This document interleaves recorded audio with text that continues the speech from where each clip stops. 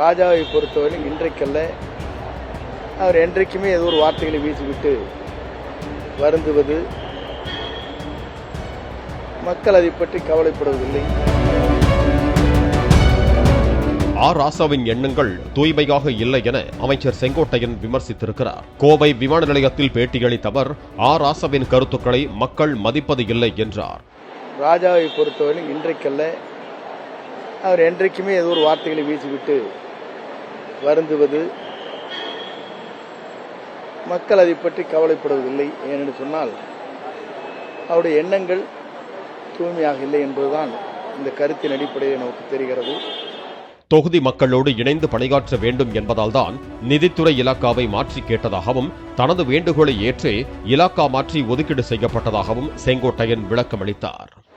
என்னை பொறுத்தவரையிலும் மக்களோடு மக்களாக இருந்து அந்த பணிகளை ஆற்ற வேண்டும் என்று நான் விரும்புகிறேன். ஆகவேதான் நிதித்துறையிலே முழுமையாக சென்னையில் இருந்து ஆற்ற வேண்டிய சூழ்நிலை ஏற்படும். ஆனால் மக்கள் பணி என்பது வருவாய்த்துறையின் மூலமாக எல்லா நலத்திட்டங்களையும் உருவாக்க முடியும் என்பதுதான் என்னுடைய நிலையில். பொறுப்பேற்ற உடனேயே முதலமைச்சரிடத்தில் நான் அந்த வேண்டுகோளை வைத்திருக்கிறேன். அந்த வேண்டுகோளின் அடிப்படையே தான் இன்றைக்கு வருவாய்த்துறை அமைச்சராக இன்று வருகிறேன்.